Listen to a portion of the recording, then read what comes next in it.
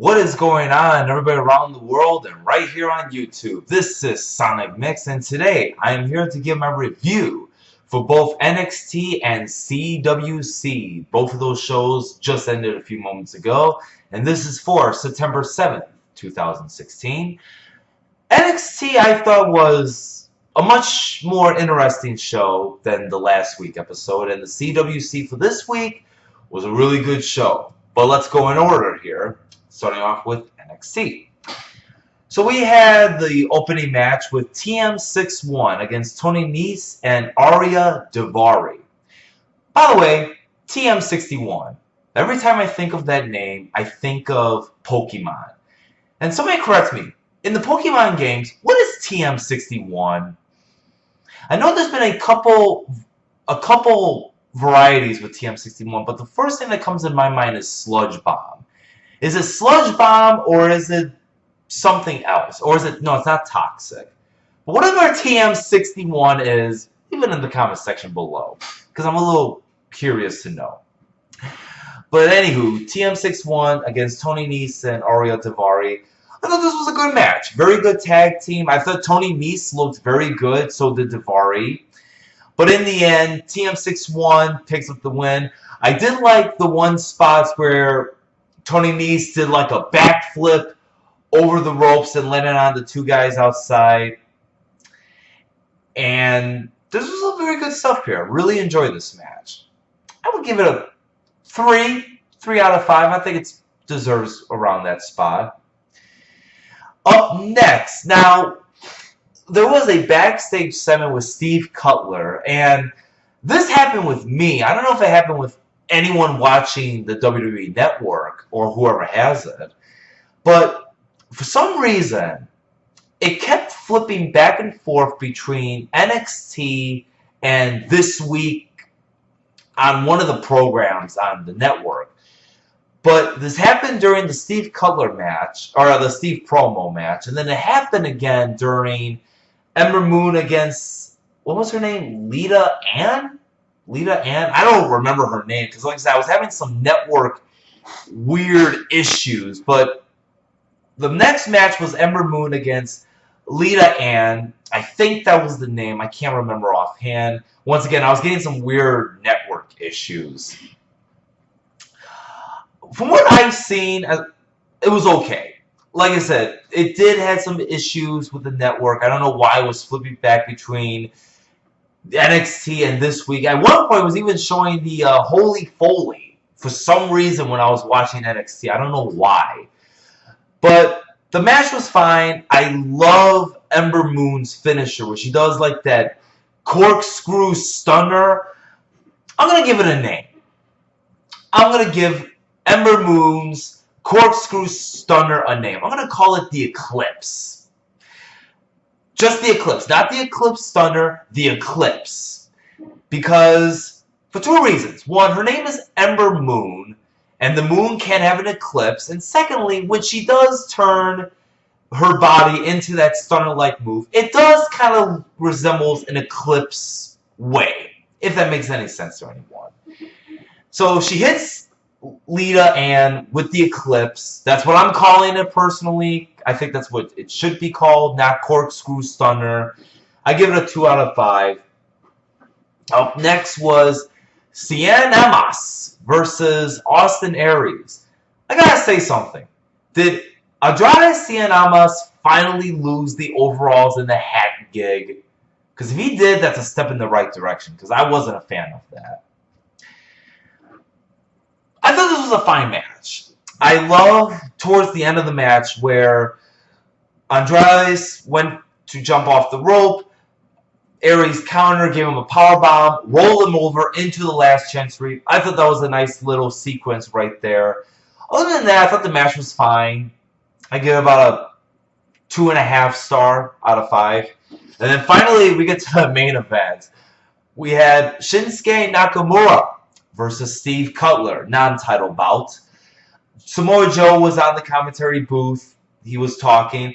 I actually thought Joe did pretty good. He was kind of being very sympathetic, being very sympathy-like, emotional-like. how he's saying that how NXT Brooklyn made him look things differently, and that he respected Nakamura for being champion.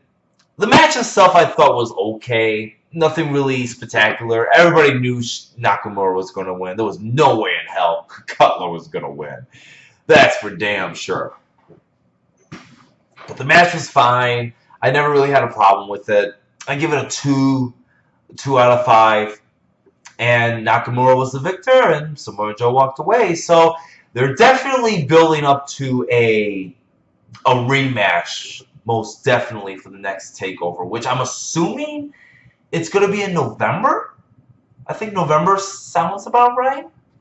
Because I don't think it ain't going to be October, although it could be October. But I think November would sound about right. So overall, I thought NXT was a fine show, a lot more interesting than last week's. But this, coming up, CWC, we are counting down the days. This is the second to the last episode. I gotta say, this is kind of depressing because 10 weeks, it seems like it's a long time, and it is a long time, but before you know it, 10 weeks comes and goes. But without further ado, CWC, the quarterfinals. We had Noam Dar finally figured out who the hell this guy was against Zack Sabre Jr. Now, going into this match, I thought this was going to be solid good. Because Noam Dar, in his last 2 matches, were very weak matches. I don't know if it was the chemistry or if it was Noam Dar himself. If it was Noam Dar, that's probably who I thought, and I think everybody thought was. But this match was really freaking great. Noam Dar was on fire. I thought he held his own. I thought Zack Sabre Jr. was going to have to carry him, which he didn't, which is also good. But this had great wrestling, great counters, great reversals. I love the double stomp by Noam Dar onto Zack Sabre's knee. I thought that was a cool spot. The God, can't think now. This match was so good. I'm getting tongue-tied and my own tongue-tied. The leg lock that Noam Dar gave to Zack Sabre Jr. I think some people thought the match was going to be over. I didn't think it was going to be over. But towards the end, I think the ending was the really big, oh my God moment. So Zack Sabre Jr. was going to put him in his submission hold, the armbar, I don't know what it's called, but he was selling not just a knee injury, but also at the same time, an arm injury that he took when they both rolled out of the ring from that submission lock and they both landed on the outside. So Sabre Jr. puts his armbar, but he can't get it because his arm is hurting. So he puts his other leg over his arm and bends it back, and I swear to God, it looked gruesome. I mean, you see Noam Dar, I mean, both of his arms are just back. I mean, it was brutal to watch, very brutal to watch, but it was so good. Noam submits. Zack Sabre Jr. goes on to the quarterfinals to face Gran Metalik in the semifinal for next week's live CWC. Very good stuff. They both respected each other in the end. I give this match a 4.25 out of 5. Like I said, it was really good. It surprised the hell out of me because I didn't think it was going to be this good, and it was that good. Actually, great. And then we have TJ Perkins against Rich Swann. This was a very good match as well. I love the selling of the knee by Rich Swann. I love the little taunt that he did to TJ Perkins. There was one point in the match where Rich Swann had him in a scissors lock, and TJ Perkins kicked out of it, did a little taunt to Rich Swann. Very good stuff in this match. Very good. Very technical, I thought. But I really love going back to the knee selling by Rich Swann. Very good stuff. He sold that very well, I thought. And not quite a 4-star match because it was slow at some points. And I think that was probably because Once again, Witch Swan was selling the knee, which would make sense, but it was still good nonetheless. TJ Perkins picks up the win with a submission lock, so he'll be facing Kota Ibushi in the semifinal. I give this a 3.75 out of 5. The reason why this just doesn't hit a 4 is, once again, in the middle of the match, it slowed down quite a lot, and then the fans were not into it as much towards the end. So I thought that kind of hurts for the most part, but once again, the momentum did pick back up towards the end. But this episode was really good. Like I said, next week is the semifinal, the final, and I forgot to mention, also in NXT, there was a backstage segment with Tommaso Ciampa and Johnny Gargano, and they were saying that they're going to have a tag team match against the Revival. I think it's for the tag titles, but that's going to be on the CWC, so I'm actually looking forward to that match. So yes, we got NXT next week with No Way Jose against Bobby Roode. Bobby Roode making his appearance at the Full Sail University for NXT.